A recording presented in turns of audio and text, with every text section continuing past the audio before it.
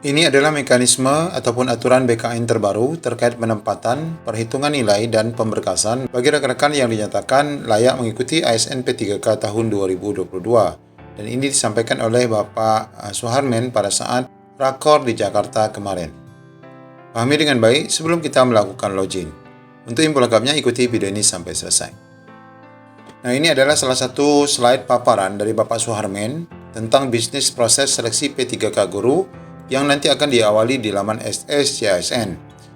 Langkah pertama adalah semua pendaftar nanti daftar akun login ulang. Sebagaimana sudah dijelaskan, bagi Bapak Ibu yang sudah memiliki akun, wabil khusus yang sudah lulus prioritas tidak perlu membuat akun. Nah, di saat Bapak Ibu sudah melakukan daftar akun dan melakukan login ulang, maka silakan melakukan pemilihan formasi untuk khususnya prioritas 1. Nah, prioritas 1 nanti akan melakukan pemilihan formasi. Tahapan selanjutnya bagi Bapak Ibu yang memang dinyatakan tidak linier, pada formasi yang pernah dipilih nanti akan ada penyesuaian formasi. Penyesuaian formasi apabila Bapak Ibu dinyatakan tidak memenuhi daripada kriteria, maka Bapak Ibu akan diturunkan prioritasnya dari prioritas 1 menjadi prioritas 2 dan prioritas 3 ataupun bisa menjadi pelamar umum sesuai dengan kategori di dalam Dapodik Bapak Ibu.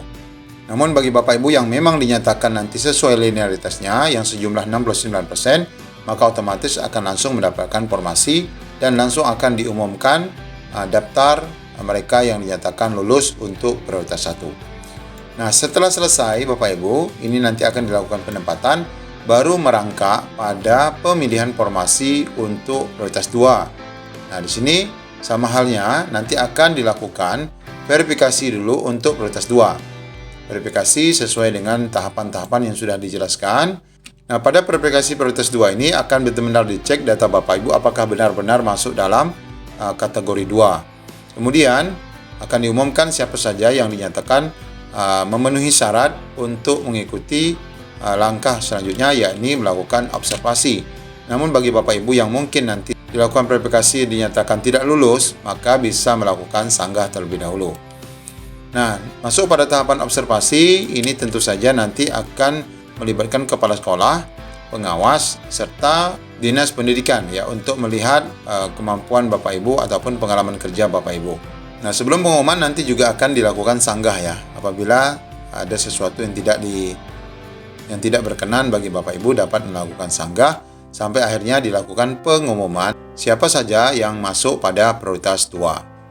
Nah, jika memang nanti masih ada formasinya, baru akan dilakukan pemilihan formasi untuk prioritas 3 rekan-rekan yang berada di Dapodik minimal 3 tahun. Sama halnya nanti akan ada verifikasi berkas, dan berarti kata ini akan dicek dulu Bapak Ibu. Kalau yang sudah punya akun otomatis akan dicek data-datanya. Jika memang sudah sesuai dalam Dapodik Bapak Ibu adalah 3 tahun, maka akan diumumkan nama-namanya. Jika ada yang berkeberatan, bisa melakukan sanggah. Kemudian jika sudah selesai, sudah fix nama-namanya, kembali melakukan observasi sama seperti halnya yang THK 2 pada kategori 2. Kemudian jika hasilnya juga masih perlu disanggah, ada masa sanggah sebelum akhirnya nanti diumumkan nama-nama yang berhak melakukan pemberkasan untuk rekan-rekan yang prioritas 3. Nah, jika nanti masih ada formasi, baru dibuka pemilihan formasi untuk pendaftar umum. Sama seperti halnya akan dilakukan verifikasi dulu untuk prioritas 4 ini. Dilakukan siapa saja yang berhak mendaftar lebih lanjut. Nah, kemudian diumumkan siapa saja yang dinyatakan lulus administrasi ya, kalau istilahnya pendaftar baru. Kemudian dilakukan sanggah jika memang merasa ditolak berkasnya. Kemudian UNBK, chat UNBK, ini bisa ikut tes ya bagi pelamar umum ya. Kemudian akan ada hasil pendaftar umum, juga sama seperti biasa akan dilakukan sanggah. Kemudian akan ada pengumuman kelulusan yang sebenarnya. Nah, dari sini baru nanti masuk pada langkah penetapan keseluruhan, baik itu prioritas 1, prioritas 2, prioritas 3, dan pelamar umum. Kemudian adanya hasil final kelulusan P3K tahun 2022. Nah, kemudian kita lihat bagaimana cara penilaiannya. Nah, dalam penilaiannya, seperti biasa kita tahu ini prioritas 1 adalah rekan-rekan yang sudah lulus passing grade, THK 2, kemudian prioritas 3 adalah yang negeri 3 tahun, kemudian pelamar umum. Ini kita lihat untuk prioritas 1 tidak melalui seleksi administrasi sudah jelas.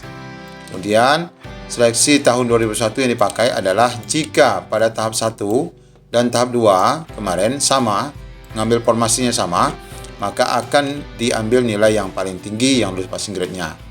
Jika ada salah satu yang tidak lulus, ya dipakai yang lulus. Kemudian jika pada tahap 1 dan tahap 2 berbeda, misalnya yang satu ambil formasi A, yang kedua ambil formasi B, maka otomatis diambil yang formasi tahap 2-nya saja dengan catatan lulus passing grade. Nah, kemudian untuk prioritas 2-nya dan prioritas 3 ini dilakukan seleksi administrasi oleh verifikator instansi daerah karena memang perlu dilakukan seleksi administrasi karena memang belum pernah ya dinyatakan lulus sebelumnya.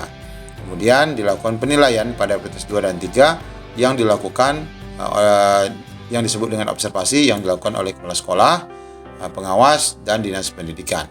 Kemudian tentu saja untuk jalur umum ini banyak dilakukan seleksi administrasi, verifikator instansi daerah, kemudian dapat memilih kebutuhan P3K jabatan fungsional guru di sekolah di wilayah se-Indonesia, se-Indonesia karena sisa ya. Kemudian untuk yang dinyatakan lulus harus memenuhi nilai ambang batas karena akan dites dulu. Nah, kemudian di sini kita lihat afirmasi yang diberikan kemarin dalam Permen Pan RB 2020 nomor 20 tahun 2022 sudah jelas bahwa yang cerdik tetap mendapatkan 100, kemudian disabilitas mendapatkan 10. Sedangkan yang lain sudah masuk pada afirmasi yang berupa prioritas-prioritas. Penambahan nilai diperhitungkan sebagai nilai awal pada masing-masing seleksi kompetensi dan termasuk sebagai komponen penentu terpenuhi atau tidaknya nilai ambang batas. Jadi dapat nilai yang murni dulu baru ditambahkan dengan afirmasi. Nah, ini informasi terkini Bapak Ibu terkait seleksi P3K yang sebentar lagi nanti akan dilakukan di laman SS Yayasan Bapak Ibu. Semoga menjadi informasi bagi kita semua. Assalamualaikum warahmatullahi wabarakatuh.